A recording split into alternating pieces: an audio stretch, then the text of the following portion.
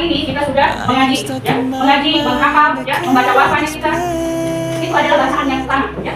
Bacaan yang kitab yang tidak ada keraguan di dalamnya. Ini adalah kalam dari Allah. Nah, kita belajar sekolah itu, kita belajar tentang Al-Quran, kita belajar membaca Al-Quran, kita juga mempelajari pelajaran-pelajaran lainnya. Nah, yang tadi kita mempelajari pelajaran-pelajaran seperti bahasa Indonesia, bahasa Inggris, IPA, ya, kemudian PJOK.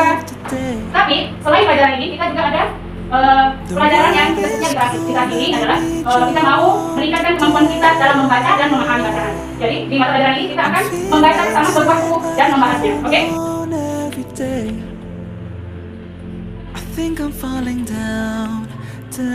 Ustazah, kamu kayaknya yang dibaca. Yang apa itu? Khadijah binti Khuwailid. Oke, ayo kita sama-sama. Coba kita baca sekarang tentang Khadijah binti Khuwailid. Siapa ini Khadijah binti Khuwailid? Ya, istri pertama Rasulullah. Kita akan berdiskusi ya tentang Khadijah ini. Ya. Khadijah binti Khuwailid, pemberi semangat Nabi Muhammad SAW berkata, mari kita mulai kisah ayat Nabi Muhammad SAW dan bercerita tentang Khadijah binti Khuwailid, istri Nabi yang memberi semangat kepada beliau saat awal mulai berdakwah. Saat itu Nabi Muhammad SAW sering menyendiri di Gua Hira. Ya, orang dulu ini, ya, kalau mereka melihat suatu hal buruk, mereka pergi berpikir menyendiri, apa ya namanya, takarub kepada Allah, mendekat kepada Allah. Ya, kemudian menyendirinya di mana? Di Gua Hira. Malaikat Jibril mendatangi beliau sambil membawa wahyu pertama dari Allah, surat Al-Alaq saat sampai ini.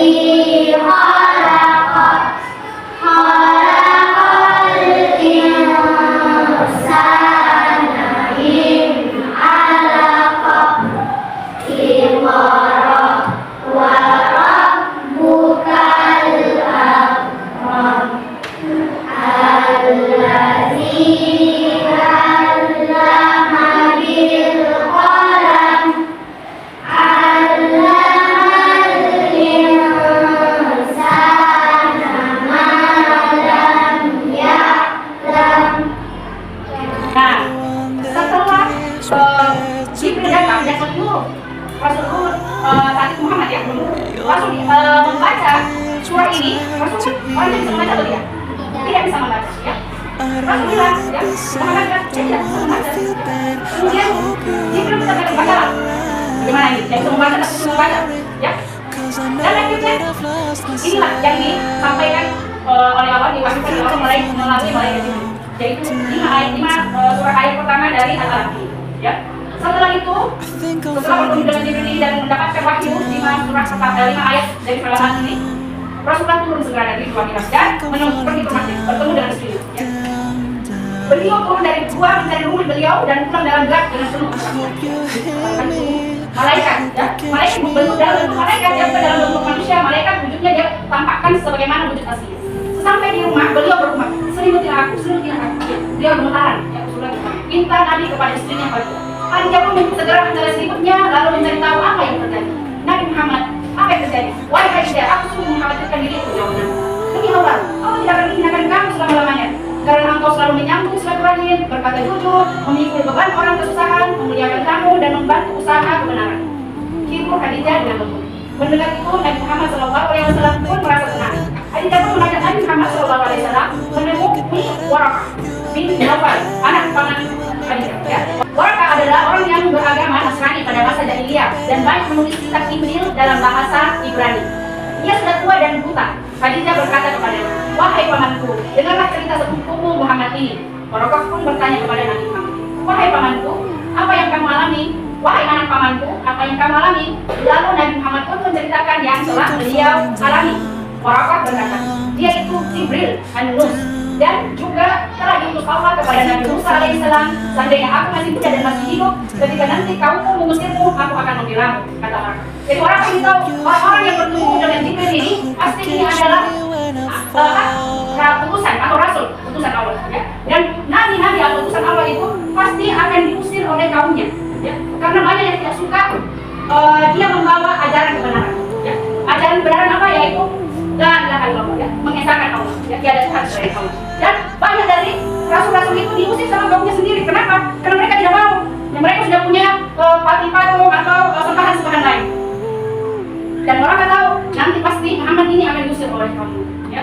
Makanya dia bilang, seandainya aku masih muda dan masih hidup ketika nanti kamu mengusirku, aku akan membela. Tapi orang ini sangat puas sekali. Ya. Waktu Nabi dan istrinya Khadijah itu bertemu sudah sangat tua. Ya. Nabi Muhammad bertanya, apakah mereka akan mengusirku? Orang akan menjawab, ya. Tidak ada laki-laki yang menyampaikan wahyu seperti yang kau bawa ini, melainkan akan diusir. Seandainya aku masih hidup ketika nanti kau diusir, pasti aku akan membelamu dengan segenap kemampuan. Jawab orang. Tidak lama kemudian orang keluar dan wahyu pun tidak turun dalam beberapa waktu. Ya. Jadi fakta, Khadijah binti Khuwailid merupakan istri Nabi Muhammad SAW yang terhormat. Dia lahir di keluarga yang mulia dan terhormat. Dari pernikahan Nabi dengan Khadijah, Allah memberinya anak laki-laki dan perempuan. Mereka adalah Qasim, Abdullah, Zainab, Ruqayyah, Ummu Kulsum, dan Fatimah. Ya, jadi 1, 2, 3, 4, 5, 6, 7. Ada 7 anaknya Rasulullah dari Khadijah. Ya, istri yang paling disayangi oleh Rasulullah. Ya, demikianlah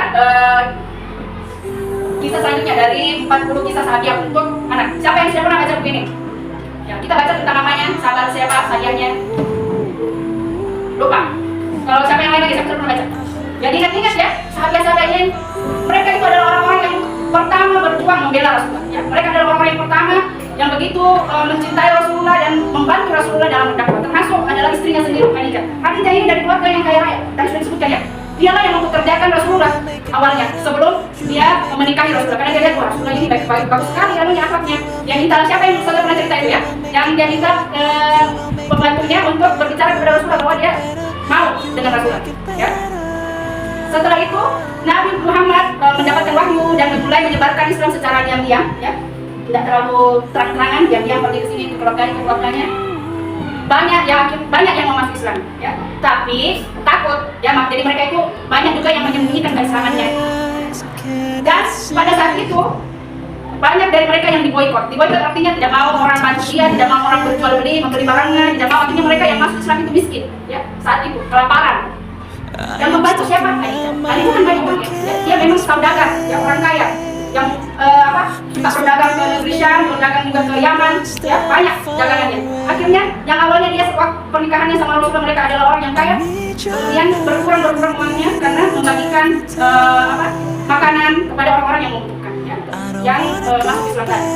Jadi Khadijah ini begitu disayangi oleh Rasulullah karena dalam berdakwah, ya. Khadijah ini adalah manusia pertama yang mengikuti Rasulullah, maksudnya yang masuk Islam. Ya. Perempuan istrinya ada dan yang pertama masuk Islam. Kemudian keluarga-keluarga yang lain. Dan Khadijah ini sejak pertama dikasih tahu dia tidak ragu, pasti kamu ini memang orang orang yang diutus oleh Allah. Jadi dia tidak ragu. Kalau Rasulullah awalnya dia ketakutan ya, saya malaikat betul kayak malaikat dia masih ya takut. Tapi Rasulullah Khadijah dia langsung bilang kami orang yang suka menjalin silaturahmi, akhlaknya baik, tidak mungkin Allah menyanyiakan kami. Ya. Dia yakin sekali bahwa memang Rasulullah ini orang yang terpilih. Ya, memang Muhammad ini orang yang begitu akhlaknya begitu baik, pasti Allah tidak akan menyanyiakan orang baik. Ya. Dia yang pertama kali yakin bahwa ini pasti memang dia ini Nabi utusan Allah. Ya.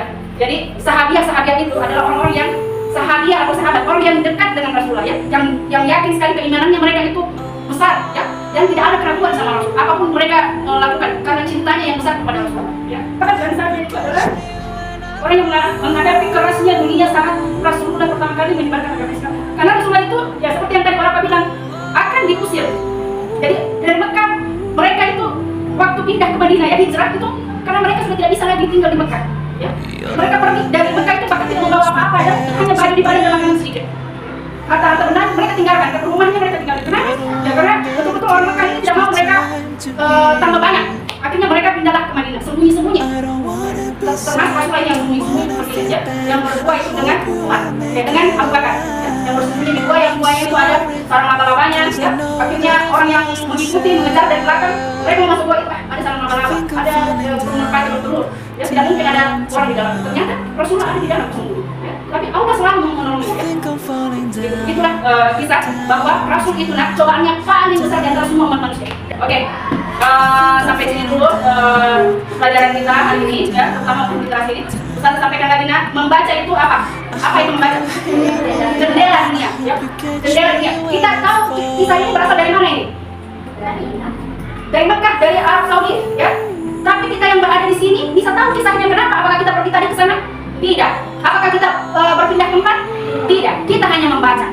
Dengan membaca kita bisa tahu peristiwa-peristiwa yang jauh sekali dari kita. Itulah mengapa dibilang buku itu adalah jendela dunia. Kita bisa melihat kemana saja, apa saja yang ingin kita tahu cari di buku. Ya, baik. Kita tutup dengan membaca doa kafaratul majelis.